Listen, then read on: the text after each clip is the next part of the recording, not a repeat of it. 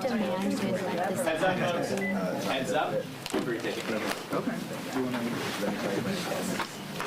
Good afternoon. I had to check my watch real quick. Not evening, not morning. Good afternoon. Can you guys hear me okay? The audio work? Great. I'm Greg Casar. I'm proud to represent the heart of Texas in Congress and be chair of the Congressional Progressive Caucus. Today marks 100 days since Donald Trump took the oath of office surrounded by the richest men on earth. The most important story of Trump's 100 days is crystal clear. Trump, Musk, and the billionaire class are using the government to rip off working people every single day for 100 days. For 100 days, they have cut your services. For 100 days, they've raised your prices. For 100 days, they have fired veterans and stolen their salaries. For 100 days, Trump, Musk, and the billionaire class have gotten richer off of you while our country has gotten screwed. They're not even trying to hide it anymore. For his entire career, Trump has stolen from working people while claiming to be, quote, anti-establishment. But in the last 100 days, Trump has finally ripped that anti-establishment mask off, starting with the row of billionaires sitting right behind him at his inauguration and continuing every day since. Trump has created a government by and for the billionaires. And if anyone ever doubted that Trump and Musk and Bezos and the billionaires are all at one team, just look at what happened at Amazon today. Bezos immediately caved and walked back a plan to tell Americans how much Trump's tariffs are costing them.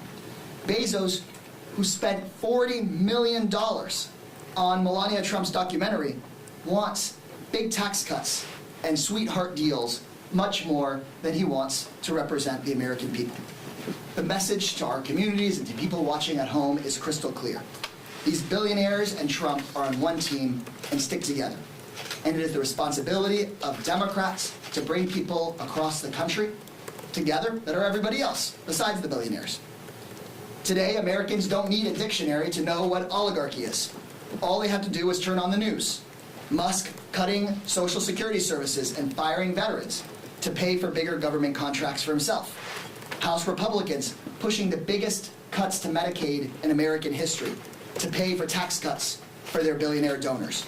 And Trump jacking up prices on working families by $4,000 a month in order to have corporations and billionaires come sit at his feet and pay him extortion money in order to get exceptions to his tariffs. I don't care what word we use for it. Democrats need to make confronting the billionaire takeover of our government our top priority. Now, I do see some hope amidst the darkness. 100 days ago, there were many Democrats who were grieving or unsure of where to go from here. 100 days ago, there was debate within our party about whether to play footsie with Elon Musk or go toe-to-toe with him. But today, the Democratic Party is shaping up. Millions of Americans have protested and marched and called and demanded that Republican politicians stop acting like puppets. And we know now that we cannot just be the anti-Trump party, but progressives especially are organizing Democrats to build a vision for America where the world actually gets better after this. This week, the Progressive Caucus has begun discussions about a policy agenda that will end the billionaire takeover of our government and make sure our government really works for working people. In the short term, before we take back the House, our priority is to stop the bleeding and stop the corruption. In markups this week, Republicans will be forced by our CPC members to confront again and again whether these Republican members of Congress want to act like representatives of their constituents or representatives of their billionaire donors. And together, alongside the entire Democratic caucus, I believe we can pressure just the 3 House Republicans we need to flip their votes, and we can save Medicaid as we know it. We can stop the billionaire takeover of our government. And in the coming month, we can remind the entire country that we can fire Elon Musk by May 30th, the day that he legally must exit his role at the White House. If we do these things, then I believe that 100 days from now, Democrats can say we have found our way out of the wilderness and back to our roots of fighting for all working people. And with that, we will pass it along to a number of our leaders in the Progressive Caucus to discuss all the important issues that faced us the last 100 days and how we'll take them on over the next 100 days. So I'm handing over the podium to our Deputy Chair Ilhan Omar. Thank you, Chair Casar. We knew that the lies, the chaos, and the destruction were on its way when Trump got sworn in 100 days ago. And just in 3 months, we have seen the gutting of institutions, the shattering of norms, and the fundamental rights of so many people being trampled on. We have watched Trump tear through our government like a wrecking ball by destabilizing federal agencies, undermining the rule of law, and lashing out against anyone who dares to dissent. Trump said he would fight for workers. Instead, he handed the federal government over to a billionaire, Elon Musk, who fired tens of thousands of public servants whose only crime is doing their job. And what do we have to show for it? Not $1 trillion in saving, not even close. Trump swore he would bring down prices. Instead, his reckless tariffs have rattled markets, interest rates are soaring, and the threat of recession looms. A recent poll showed that only 11% of Americans feel better off since the election, with majority believing the economy is deteriorating. Trump swore he will pay off the national debt. Instead, he wants to hand out tax breaks to billions while planning to cut Medicaid and SNAP. And here at home, we're seeing ICE has deported nearly 140,000 people, often with no due process or real hearings. In our streets, the crackdown has reached a terrifying new level. Students have been disappeared. Their only crime is daring to demand an end to a genocide. This is the behavior of a dictator. They are trying to turn our government into a weapon to punish enemies and reward friends. But I am here to tell you that this is not normal. Just last week, I spoke with students, small business owners, and seniors in my district. I listened to seniors and veterans who said, with tears in their eyes, that after a life of service, they are now afraid their Social Security checks will vanish into the pockets of billionaires. This fear is real, but so is our resolve. We will not allow billionaires to run our democracy like it is one of their business ventures to strip for parts. We fight because we believe in an America that is big enough, brave enough, and free enough for all of us. Donald Trump and his enablers want to create a country where power is hoarded by the few and the rest of us are criminalized by daring to exist. If they thought the first 100 days of chaos would break us, they were wrong. Because across this country, millions of us are standing up for our human rights and our democracy. Judges are fighting back to block these unconstitutional executive orders. Here in Congress, we are fighting back every single day. We are fighting to protect immigrant families from mass detention and deportation. We are fighting to prevent horrific cuts to Medicaid, SNAP, and Social Security. It won't be easy, but we must continue to organize, to speak out, and to build a future that reflects our highest ideals. Thank you, and I'm proud to introduce Representative Pramila Chayapal, Chair Emerita of the Progressive Caucus. Thank you so much, Deputy Chair Omar. Thank you to our Chairman, Greg Casar, for leading us in this very, very important time. In the 100 days since taking office, Donald Trump, Elon Musk, and the Department of Greed and Ego have taken a literal chainsaw to our government. They have eliminated and threatened programs that help people in every corner of our country, both red and blue. So I want to spend a few minutes just talking about health care and some of the promises that Trump made on the campaign trail. First of all, he said he was going to lower prescription drug costs. Promise made, promise broken. He said he would make IVF free. Remember that? Even as his Republican cronies in Congress took aim at it. Promise made, promise broken. He promised to not make a single cut to Medicare or Social Security. Promise made, promise broken. Let's be real. We have all heard the clip of Elon Musk saying the quiet part out loud, that Social Security and Medicare are the big ones that need to be cut.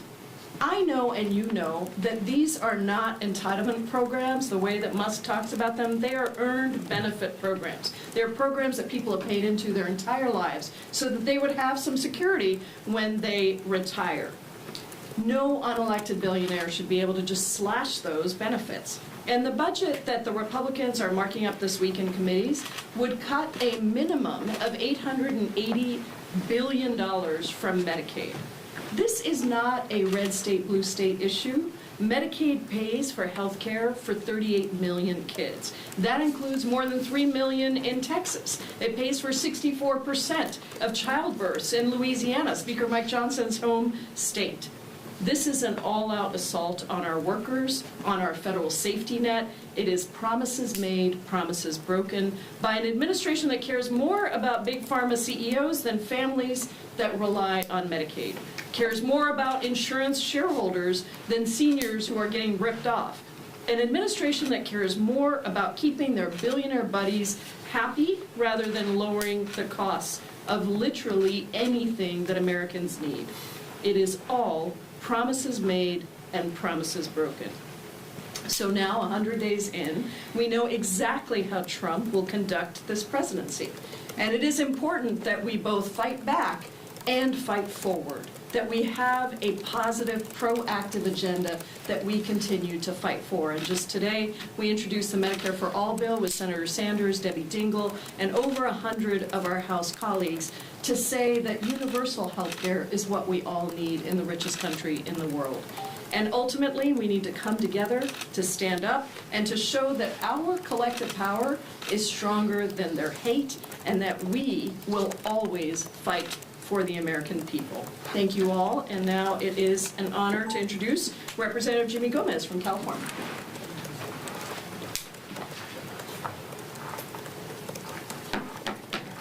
Thank you. It is quite impressive what Donald Trump has pulled off in 100 days. In 100 days, he has tanked the U.S. economy. He has isolated the United States from their traditional allies, and he has driven a lot of those traditional allies into the arms of China. In 100 days, think about that. If there was ever going to be a movie written about this 100 days, it would be how to destroy the world's greatest economy in 100 days or less, because that's exactly what he did. And this has all been because Donald Trump promised the golden era of America. He promised he would lower prices on day one. He made promise after promise after promise. But once the billionaire establishment has taken root, they have, here in D.C., they have been trying to accomplish one thing: how to give tax breaks to the billionaires and the largest corporations in this country, and everything else be damned. So the economic plan that they had to raise all the billions, if not trillions of dollars, was one, cut the federal government as much as possible. That means eliminate the VA, eliminate SNAP, eliminate Medicaid, any program that's meant to help working people and families, they're trying to cut it. Then they're imposing tariffs, and their tariffs are a plan to, one, raise revenue, and two, they say it's going to bring manufacturing back to the United States. I want to be clear, we're not against all tariffs, we're against dumb tariffs, and these are dumb tariffs because they raise the prices on consumer goods and hurt small businesses unnecessarily. And that's exactly what this administration has done. This tariff agenda was also made up by Pete Navarro. Pete Navarro, who quoted himself, Ron Vera, as an expert to justify a tariff agenda that makes no economic sense. They also had a formula that tariff formula that every economist, conservative otherwise, planned that panned as it didn't make sense. So they were banking their whole economic agenda on a tariff proposal that hurts working families. We've seen prices increase. We've seen containers at the shipping ports get stalled or canceled altogether. So what you're seeing is just a complete devastation when it comes to the American economy. And if you really want to kind of dig deeper, ask a working man and woman. I'm the chair of the Dad's Caucus, but I also have a toddler who's 2 years and 7 months. My son, all he's doing is growing, like other parents. Well, where do our shoes come from? This is just an easy example. 99% of all shoes purchased in the United States are made outside the United States. A child between the age of 1 and 5 will go through anywhere through 15 to 30 pairs of shoes. And that's going to cost the family anywhere, it's going to go from $300 to $800 in expenses, just on shoes. But then you take into the fact that a stroller, a car seat, baby wipes, toys, all of it, comes from outside the country. So this is a tax on working people and making life a lot harder to get by. Food, produce, 40% of our produce comes from outside this country. So just go on and on and on, and the American family is struggling and carrying the burden of an economic strategy that doesn't make sense. It's not going to bring any jobs home, and it's actually going to make things more expensive. Additionally, it's going to cause small businesses to shut down. When people start tightening their belts, that means they're spending less. A small business owner has two choices: either raise the prices or cut back, or cut back a little bit, cut back on hours, cut back on certain products, and go from there. And it's this downward spiral over and over and over again. So what do we have? A situation? We have economists warning that we're going to have a recession. Anywhere from 45 to 60% chance of having a recession in the next year. In the next year. So this is going to hurt people. Additionally, I was on a plane just coming back from D.C. going to L.A. with a person that works for a Unite here in Vegas. And he told me that they're already cutting workers in Las Vegas. Why? Because less people are spending. The people, that 40% of the foreign travel to Vegas are Canadians, and they're not coming to Vegas. So this is an economic ripple effect that is not going to bring people, help lift people. It's actually hurting them. And this is what 100 days of a second Trump administration looks like. And it's all to give those billionaires and the largest corporations tax cuts. That's all it's about. And people are going to suffer more and more and more. So we're going to fight. We're going to continue fighting back. And it was the Progressive Caucus that has been leading it. One, we're going to show up and fight. We're going to fight them in the committees. We're going to fight them in the courts. We're going to fight them in the streets. And then we're going to also stall the Republican agenda in Congress by any means necessary. And in the end, the math is the math. They have more votes than we do. But if we show up and fight, we get people motivated and organize. And that's the last step. Organize, organize, organize. Get people to make sure that they're talking to people that don't listen to our news podcasts, watch our cable shows, or read our newspapers. Because those are the people that we need to win over. And when we do, that's when they're going to start putting pressure on the David Valadayos and the Young Kims and the Juan Sismanis. Those are how we actually bring them and hopefully limit the devastation of this administration. I wouldn't hold my breath, but we're going to keep doing that. And if not, the American people are going to hold them to account. With that, I yield back, Mr. Chairman. I'm Lloyd Doggett from Texas. I think to measure the success of Trump's 100 days, just look at his promises for his first day. He said he'd be a dictator on day one. He sure kept that promise. But he also promised, quote, starting on day one, we will end inflation and make America affordable again. He promised, starting the day I take the oath of office, I will rapidly drive prices down. Well, the chickens weren't listening because the price of eggs is up 26% since January at $6.23 a dozen. Overpromising and under-delivering. That's the Trump approach. He's making prices greater again, much greater. While markets are drastically down, 401ks are down, retirement savings accounts are down, the opportunity for many Americans is down. And with soaring debt, with tight family budgets, with plummeting markets, and measles outbreak, the Republicans have sure turned America red again, but it isn't the type of red they promised. On again, partially off again tariffs are costing American families an estimated minimum of $4,900 a year. And Federal Reserve Chair Jerome Powell warns that, quote, the tariff increases will be significantly larger than expected. The same is likely true of the economic effects, higher inflation and slower growth. Americans don't need a Fed chair to tell them what they're experiencing every day. They see the prices rising at the grocery store, with the car dealer, even something as simple as buying some flowers for Mother's Day or for a spring wedding. The price goes up, and away because those are imported goods. The only thing that Trump has liberated from his Liberation Day is to liberate dollars from our wallets and to liberate some owners from their businesses as costs rise. Of course, for Musk and the other billionaires, tax breaks are on the way, likely marked up next week. Republicans are so very concerned about the threat of our national debt growing that they're going to add a few $1 trillion more. But the cost of their tax bill will not just be IOUs, it will be you. By cutting federal support for those services that our taxpayers have fought for, earned, and rely upon, closing Social Security regional offices, wrecking the Veterans Administration, firing more military veterans than any president in history, meaning longer wait times and worse customer service, cutting health care, terminating vital research.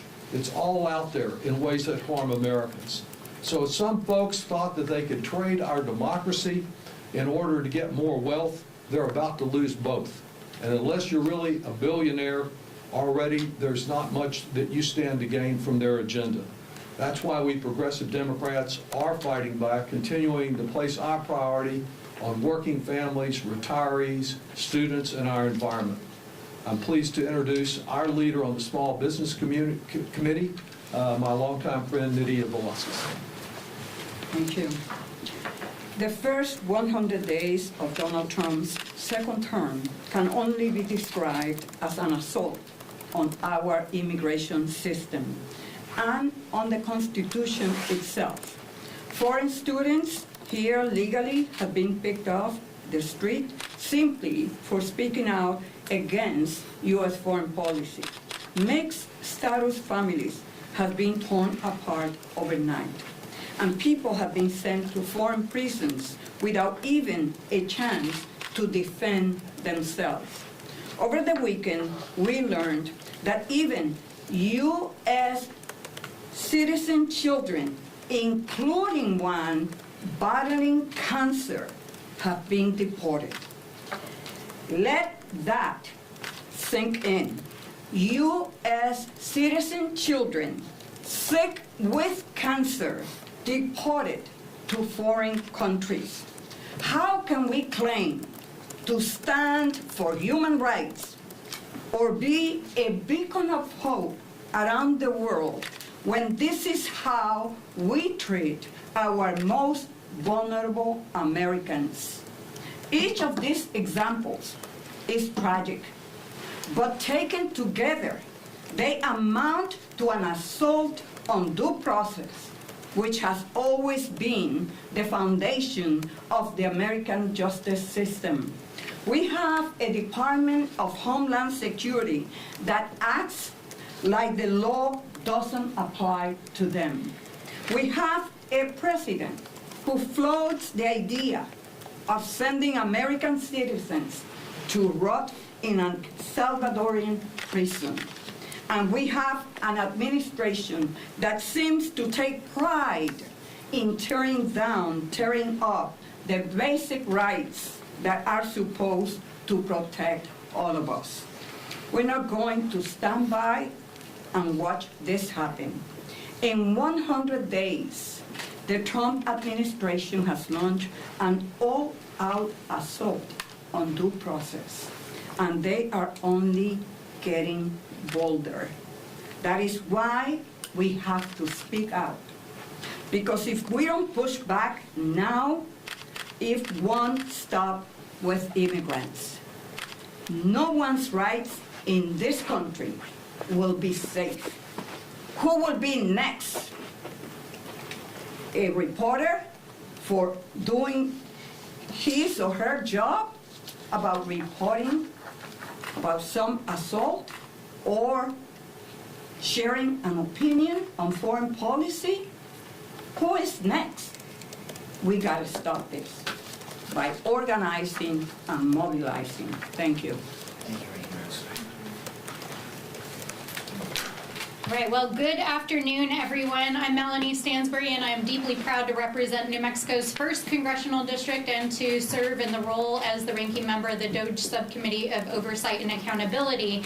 But I'm here to say welcome to the first 100 days of Donald Trump's failed attempt to remake American society, which has been an absolute and total unmitigated disaster.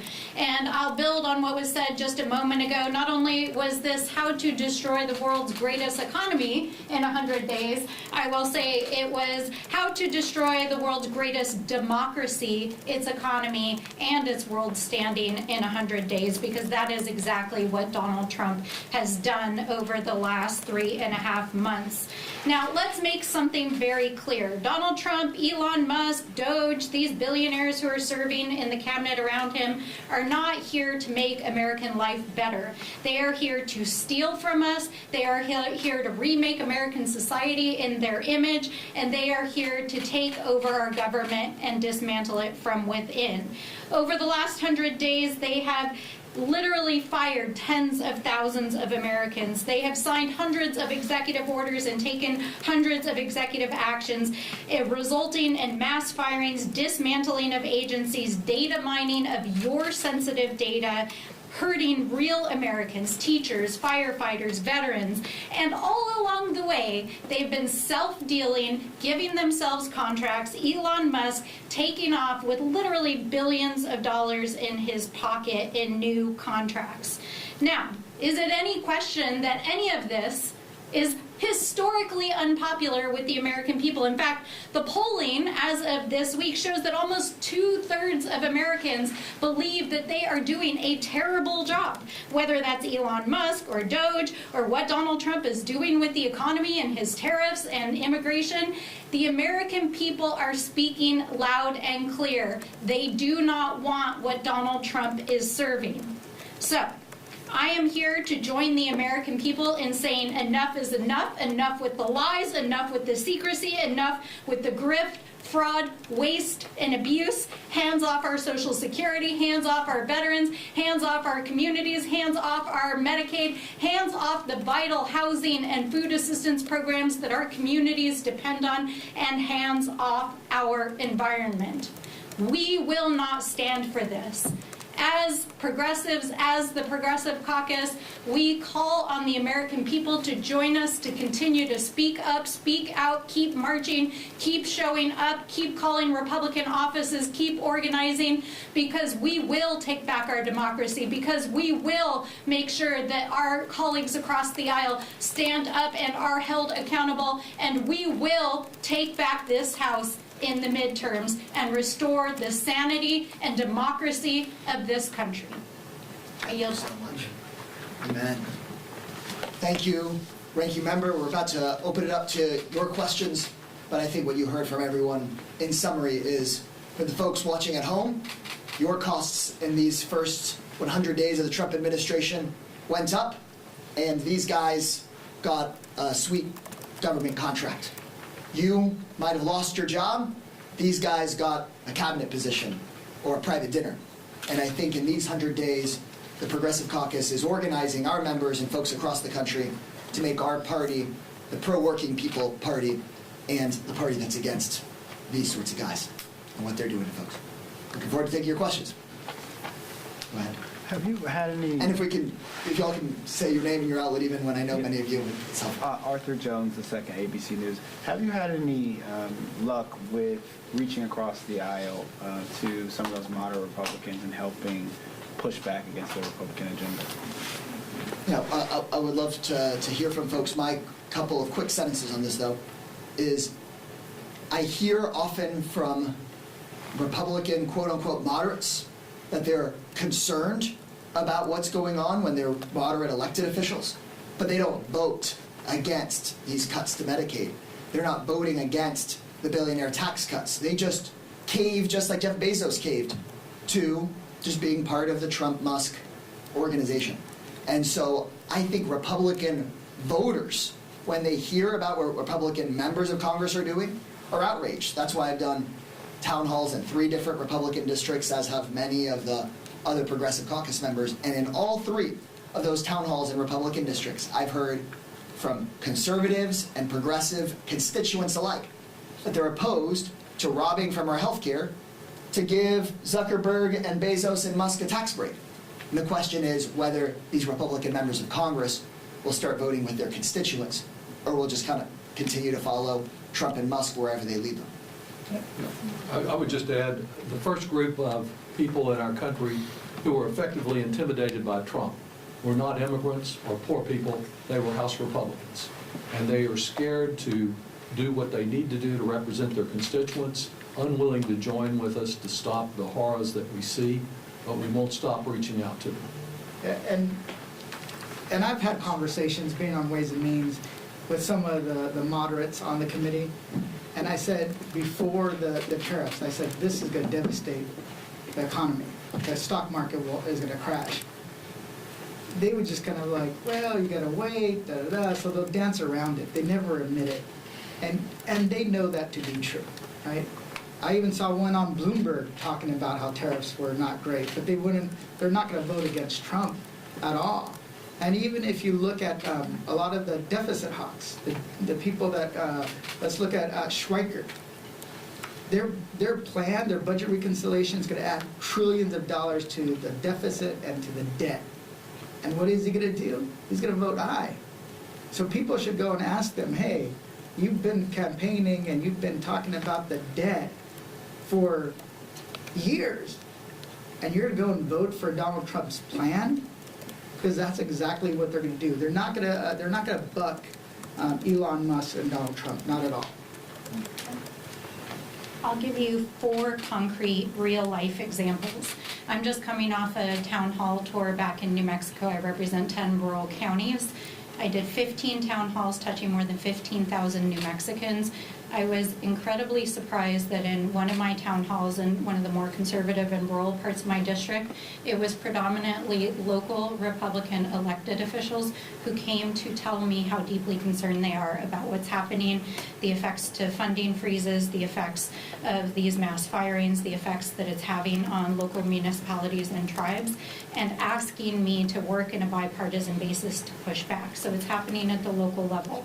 Secondly, when we heard the administration might mass fire healthcare workers at the Indian Health Service, I worked with several members across the aisle to contact cabinet members to try to make sure that they didn't slash funding for tribal programs. While they have not come out publicly, I do know that they made calls behind the scenes to the White House and to cabinet officials because they know the catastrophic impacts it would have. So these are members of the Republican caucus here. Third, we know that last week 12 Republican House members signed onto a letter saying that they would not vote for cuts to Medicaid. We need to make sure that they hold to that promise and that that wasn't just a campaign gimmick, because they did vote for it in the reconciliation instructions.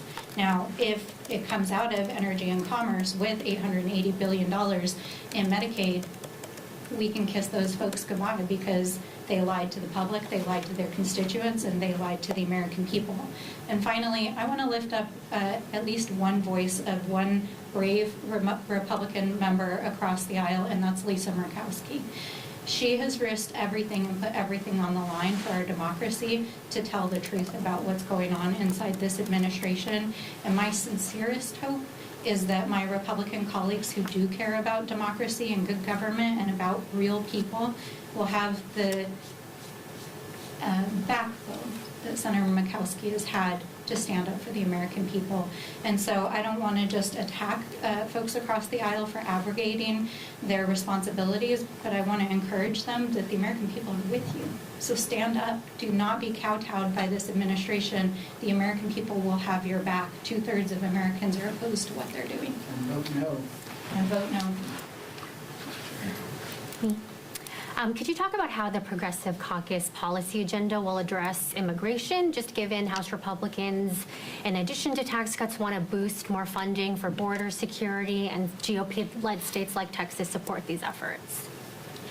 The Progressive Caucus recognizes that Democrats can actually go on the offense on issues of immigration. The vast majority of the American people today do not believe that we should be sending people from this country to a prison camp in El Salvador run by a dictator. The vast majority of the American people are opposed to these mass deportation efforts where you have U.S. citizen kids with cancer being deported, and then the president and his White House continuing to lie about it. And so I refuse to believe that Democrats should just follow whatever poll there was from the last election. The American people know and believe that we're a country of immigrants, and that immigrants make us stronger, and that these mass deportation plans are deeply dangerous. And so the Progressive Caucus is going to continue to advocate for us to actually have a humane and orderly and safe immigration system. What the Republican caucus has done and what Trump campaigned on was breaking our immigration system and then complaining about it being broken and then burning it down more. We can't keep being in a situation where the arsonists come and blame the firefighters for the flames. I think that if we win back the House and then are able to actually have rational people in the White House, it's on us to finally have a comprehensive reform of our immigration system where, yes, we have safety and order, but we also should have a real path for the folks that have been here for years in places like Texas and California and New Mexico to have some certainty and to have some humanity, because it's not just the rights of immigrants that are under a threat. When people like Donald Trump undermine the rights first of immigrants, next he starts to undermine the rights of legal permanent residents, next he's undermining the rights of U.S. citizens with immigrant parents, next he's coming for your rights, no matter who you are or where you come from. And I think that needs to be the message on offense from the Progressive Caucus. Can I add one thing?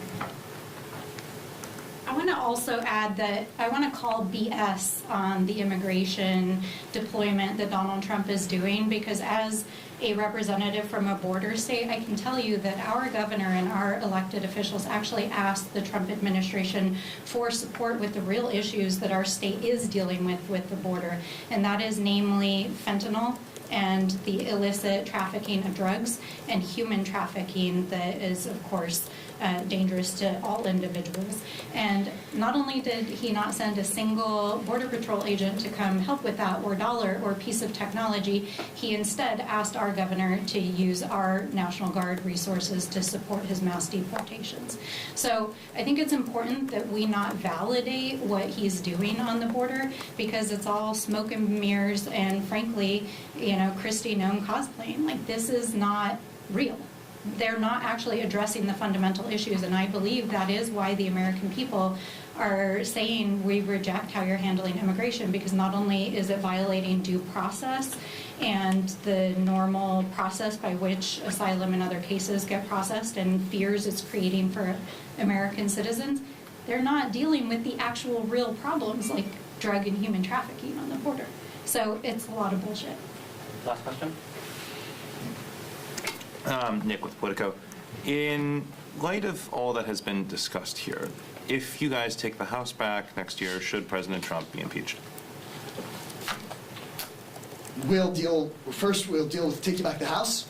What I'll tell you is we all know that Donald Trump has broken the law constantly in his first term, repeatedly, and throughout these last 100 days, repeatedly broken the law.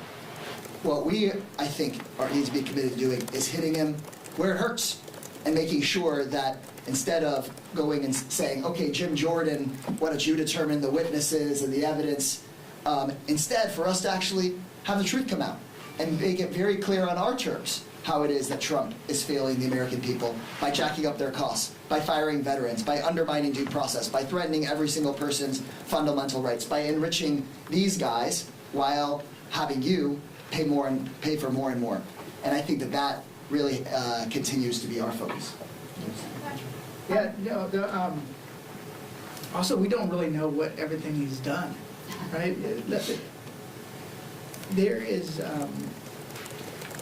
a chill has swept over all aspects of American life, especially if you're in the departments. If you're in any federal department, how many of them are actually speaking up when they're seeing a wrongdoing, knowing that this administration will come after you? They'll not only fire you, they might even stick the Department of Justice on you if they consider what you're whistleblowing on illegitimate.